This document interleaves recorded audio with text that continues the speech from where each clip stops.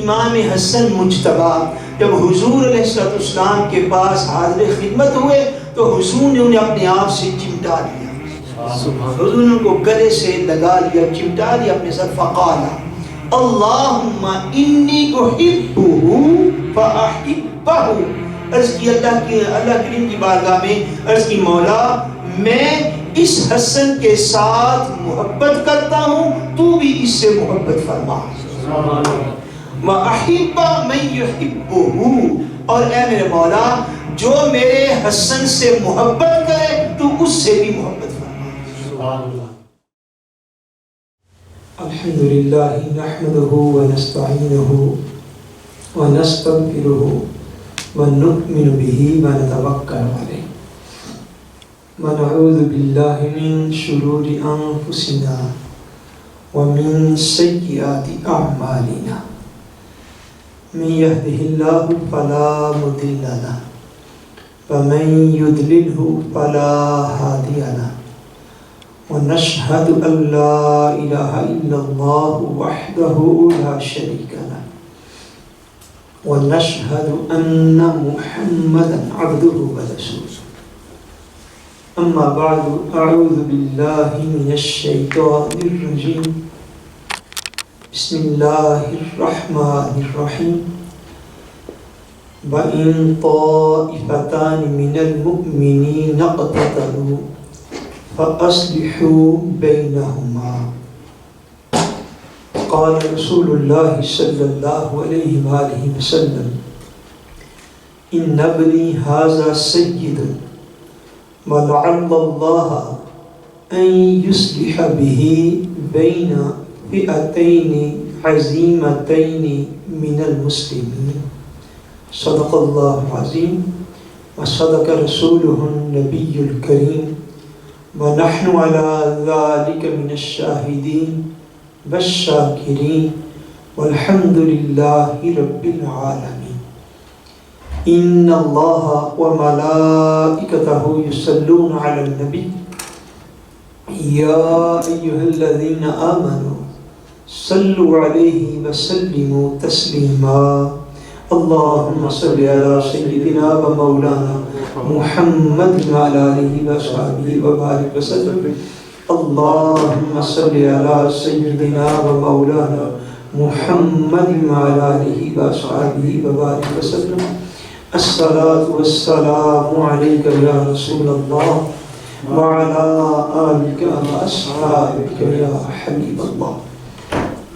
اللہ تبارک و تعالی وحدہ لا شریک کا بے پایاں فضل و کرم اور احسان و انعام ہے کہ جس نے باعث تخلیق کائنات، رحمت للعالمین، شافع روز جزا، خاتم النبیین، حضور سیدنا محمد مصطفیٰ صلی اللہ علیہ وسلم کے بابرکت وسیلہ سے ہم سب کو دولت ایمان عطا فرمائی.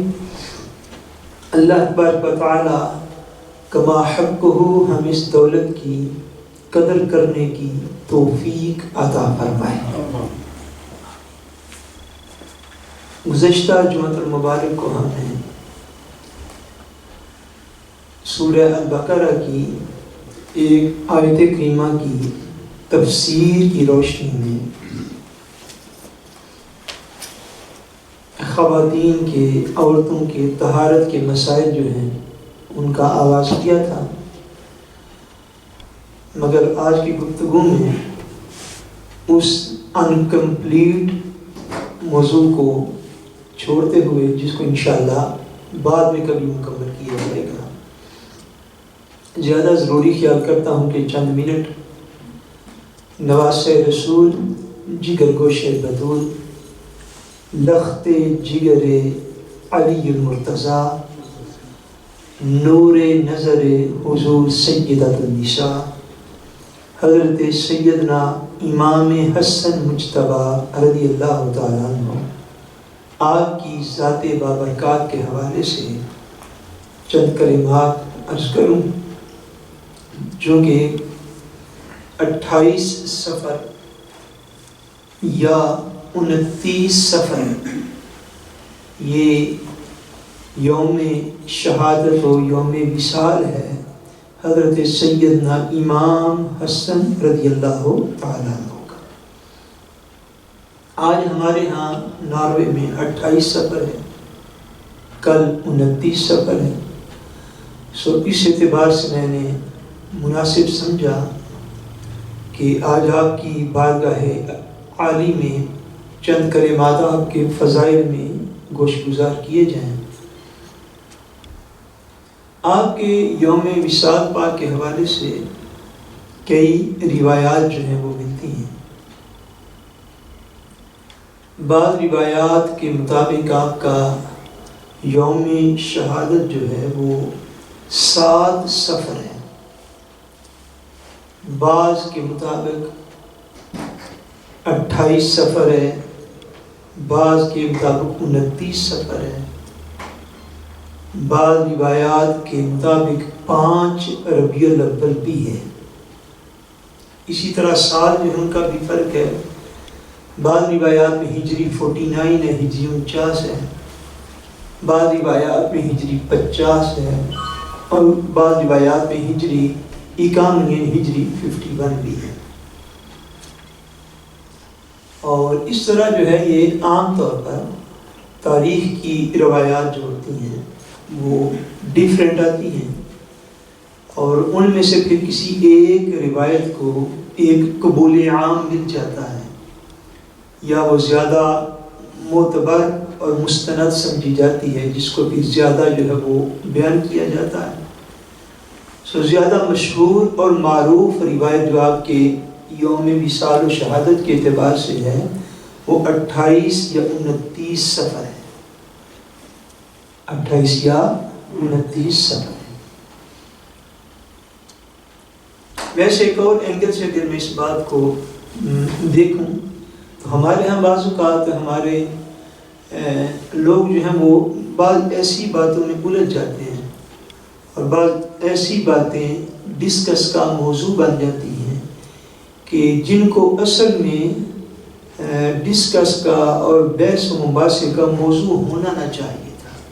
میں نے دیکھا ہے کہ بعض اوقات لوگ ایسی باتوں پر بھی جو ہے وہ ڈسکشن جو ہے وہ کھڑی کر لیتے ہیں، اور پھر ایک دوسرے کی تصدیق یا ایک دوسرے کی تردید اس کے اوپر جب وہ لوگ اتر آتے ہیں۔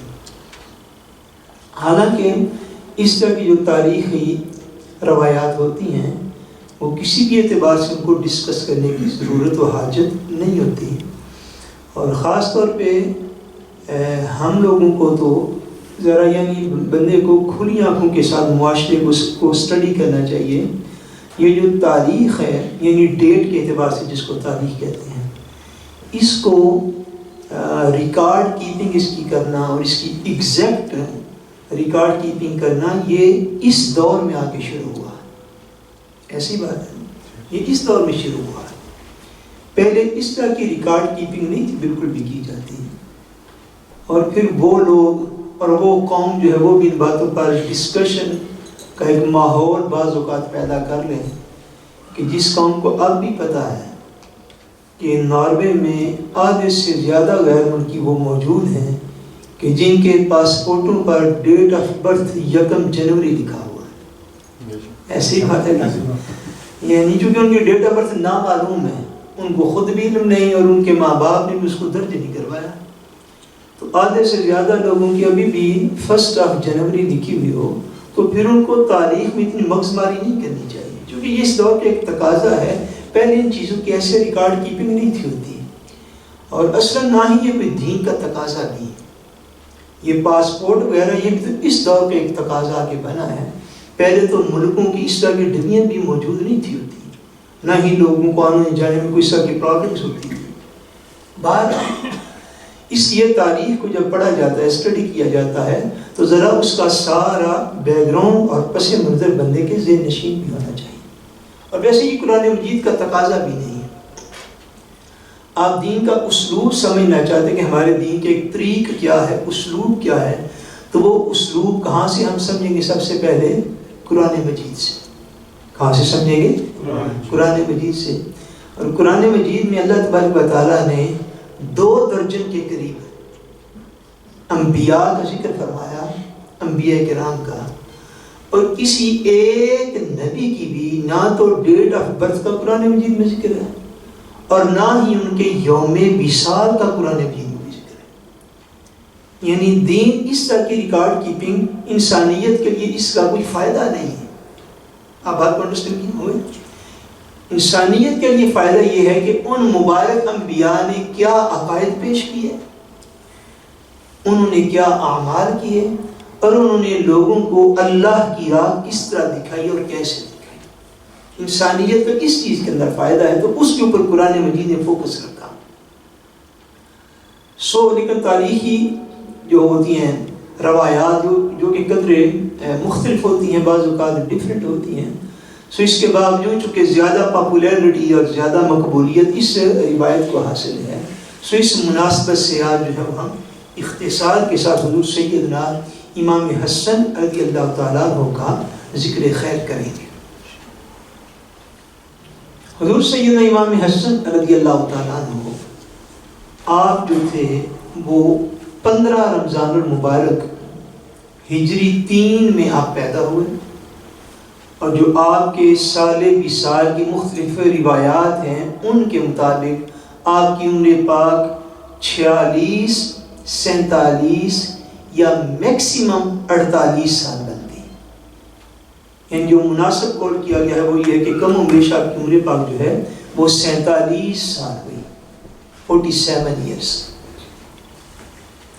حضرت سیدنا امام حسن رضی اللہ تعالی عنہ، حضور نبی کریم صلی اللہ علیہ وآلہ وسلم کو ان کے ساتھ جو پیار و محبت تھا اس کا ایک بیان جو ہے صحیح بخاری شریف سے میں عرض کرنا چاہتا ہوں۔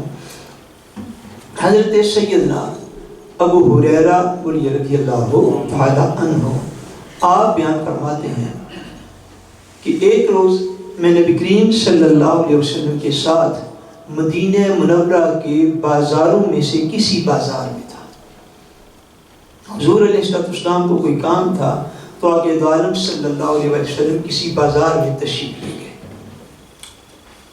جب حضور علیہ السلام وہاں سے واپس آئے تو میں بھی حضور علیہ السلام کی معیت میں تھا، حضور کے ساتھ تھا، تو میں بھی حضور کے ساتھ واپس آیا۔ تو واپس آ کے حضرت سیدنا ابو ہریرہ ارشاد فرماتے ہیں کہ حضور علیہ السلام خاتون جنت سیدۃ النساء العالمین حضور سیدہ فاطمہ الزہرا رضی اللہ تعالی عنہ آپ کے گھر حضور علیہ السلام تشریف لے گئے۔ فقال این لکع ثلاثا، فرماتے ہیں حضور علیہ السلام حضور زہرا پاک کے گھر تشریف لے گئے اور آپ نے 3 دفعہ آواز دی اور 3 دفعہ کہا بچہ کہاں ہے، بچہ کہاں ہے، بچہ کہاں ہے۔ سبحان اللہ، حضور نے 3 دفعہ آواز دی۔ ادعو الحسن ابن علی، آپ فرماتے ہیں کہ حضور علیہ السلام نے جو کہا نا بچہ کہاں ہے، بچہ کہاں ہے، بچہ کہاں ہے، تو حضور علیہ السلام ایکچولی حضرت سیدنا امام حسن رضی اللہ تعالیٰ عنہ کو بلا رہے تھے۔ سبحان اللہ، حضور ان کو بلا رہے۔ فقام الحسن بن علی وفی عنقہ سخاب، فرماتے ہیں کہ حضرت سیدنا امام حسن رضی اللہ تعالیٰ عنہ کھڑے ہوئے اور حضور علیہ السلام کی طرف آئے اس حالت میں کہ ان کے گلے میں سیپیوں کا ہار موجود تھا۔ یعنی سیدہ زہرا پاک رضی اللہ تعالیٰ عنہ نے ان کو تیار کروا کے اور ان کو جو تھا وہ بنا سنوار کے حضور علیہ السلام کی بارگاہ میں بھیجا، جیسا بچوں کی گھروں میں کوئی چیز ڈال دیتے خوبصورتی کے لیے۔ فرماتے ہیں کہ حضرت امام حسن اس طرح حضور علیہ السلام کی بارگاہ میں حاضر ہوئے۔ پھر کیا ہوا؟ فقال النبی صلی اللہ علیہ وسلم بیادہ ہکذا، فقال الحسن بیادہ ہکذا۔ سبحان اللہ، فرماتے پھر حضور علیہ السلام نے اپنے ہاتھ سے حضرت امام حسن کو اشارہ کیا۔ حضور نے اپنے ہاتھ سے حضرت امام حسن کو اشارہ کیا جیسے کسی کو بلانے کے لیے اشارہ کرتے ہیں۔ فرماتے حضور نے ان کو اشارہ کیا تو حضرت امام حسن نے اس معصوم عمر میں انہوں نے حضور کی طرف اشارہ کیا، حضور میں آ رہا ہوں، حضور میں آ رہا ہوں۔ فرماتے حضور نے ان کی طرف اشارہ کیا، انہوں نے حضور کی طرف اشارہ کیا۔ جب اشارہ کیا تو پھر کیا ہوا؟ فقال الحسن بیادہ ہکذا فالتزمہ، فرماتے ہیں کہ حضرت سیدنا امام حسن مجتبی جب حضور علیہ السلام کے پاس حاضر خدمت ہوئے تو حضور نے انہیں اپنے آپ سے چمٹا لیا، حضور نے ان کو گلے سے لگا لیا، چمٹا لیا اپنے ساتھ، فقالا اللہم انی احبہ فاحبہ، عرض کی اللہ کریم کی بارگاہ میں، عرض کی مولا میں اس حسن کے ساتھ محبت کرتا ہوں، تو بھی اس سے محبت فرما، وَأَحِبَّ مَن يُحِبُّهُ، اور اے میرے مولا جو میرے حسن سے محبت کرے تو اس سے بھی محبت فرما۔ اس کی مولا میں حسن سے محبت کرتا ہوں، تو بھی اس سے محبت کر، اور جو اس کے ساتھ محبت کرے تو اس سے بھی محبت فرما۔ وقال ابو ہریرہ، حضرت ابو ہریرہ رضی اللہ تعالیٰ عنہ ارشاد فرماتے فَمَا كَانَ أَحَدٌ أَحَبَّ إِلَيَّ مِنَ الْحَسَنِ بْنِ عَلِيٍّ بعدما قال رسول اللہ صلی اللہ علیہ وآلہ وسلم، حضرت ابو ہریرہ کہتے ہیں کہ جب سے حضور علیہ السلام نے یہ ارشاد فرمایا ہے تب سے میرے نزدیک امام حسن مجتبی سے بڑھ کر مجھے اور کوئی بھی شخص زیادہ پسند نہیں۔ سبحان اللہ، چونکہ فرماتے ہیں حضور کو میں نے دعا کرتے سن لیا تھا، حضور نے اس کی مولا جو حسن سے محبت کرے تو اس سے محبت فرما، تو میں نے محبت الہی کو پانے کا یہ وسیلہ سمجھا اور یہ ذریعہ سمجھا کہ جس دن سے میں نے حضور پاک کا یہ فرمان سنا ہے اس دن سے لے کر آج تک فرماتے ہیں میں امام حسن مجتبی سے بڑھ کر اور کسی کے ساتھ محبت نہیں کرتا۔ حضور علیہ السلام کے اہل بیت اطہار میں ایک عظیم اور بڑی شخصیت حضرت سیدنا امام حسن رضی اللہ تعالیٰ عنہ کی تھی۔ امام حسن رضی اللہ تعالیٰ عنہ حضور علیہ السلام کے وہ عظمت والے اور شان والے نواسے ہیں کہ جن کی ساری زندگی جو تھی وہ ایک حلم کے ساتھ گزری۔ آپ کی ذات بابرکات کے اندر اللہ تبارک و تعالیٰ نے جو خوبیاں رکھی تھی ان خوبیوں کا بیان حضور نبی کریم صلی اللہ علیہ وسلم نے آپ کے بچپن میں کئی دفعہ ارشاد فرمایا تھا۔ ایک حدیث پاک کے اندر آتا ہے، یہ بھی صحیح بخاری شریف کی حدیث پاک ہے اور یہ 2704 حدیث پاک ہے۔ میں ایکچولی اس حدیث پاک کو تفصیل اور ڈیٹیل میں جا کے بلکہ کافی ڈیٹیل میں جا کے بیان کرنا چاہتا تھا، لیکن اب چونکہ وقت ختم ہو رہا ہے اس لیے اس کو بس برکت کے لیے اس کی عبارت پڑھ دیتا ہوں۔ اور حضور نبی کریم صلی اللہ علیہ وسلم نے فرمایا فقال الحسن، حضرت امام حسن بصری رحمۃ اللہ تعالیٰ علیہ بیان فرماتے ہیں وَلَقَدْ سَمِعْتُ أَبَا بَكْرَ، میں نے حضرت ابو بکرہ رضی اللہ تعالیٰ عنہ حضور علیہ السلام کے ایک سیاقی میں نے ان سے سنا یقول، وہ فرماتے تھے رأیت رسول اللہ صلی اللہ علیہ وآلہ وسلم علی المنبر، وہ فرماتے تھے کہ میں نے حضور علیہ السلام کو ایک روز منبر پر تشریف فرما دیکھا۔ کہاں پہ تشریف فرما دیکھا؟ منبر پر تشریف فرما دیکھا۔ والحسن بن علی الی جنبہ، فرماتے ہیں کہ حضور علیہ السلام کو میں نے منبر پر جلوہ فرما دیکھا تو حضور نے منبر پر اپنے پہلو میں حضرت امام حسن رضی اللہ تعالیٰ عنہ کو بٹھایا ہوا تھا۔ حضرت امام حسن کو اپنے پہلو میں اپنی سائیڈ کے ساتھ بٹھایا ہوا تھا۔ وَهُوَ يُقْبِلُ عَلَى النَّاسِ مَرَّةً وَعَلَيْهِ أُخْرَى، فرماتے ہیں حضور علیہ السلام اس کیفیت میں تھے، صحابہ فرماتے ہیں کہ ہم نے دیکھا کہ حضور ایک دفعہ مجمع کی طرف نظر کرتے تھے، اجتماع کی طرف، اپنے صحابہ کی طرف، اور ایک دفعہ امام حسن رضی اللہ تعالیٰ عنہ کے اوپر نظر کرم فرماتے تھے۔ یعنی خطاب بھی جاری تھا حضور پاک کا، تبلیغ دین بھی جاری تھی، اور صحابہ فرماتے ہیں ہم نے ایسے دیکھا کہ ایک دفعہ حضور اجتماع کی طرف دیکھتے ہیں اور ایک دفعہ امام حسن رضی اللہ تعالیٰ عنہ کی طرف دیکھتے ہیں۔ تو حضور علیہ السلام نے اس دوران خطاب بڑے مجمع کے اندر سیدنا امام حسن کی ایک شان اور عظمت کو بیان کیا۔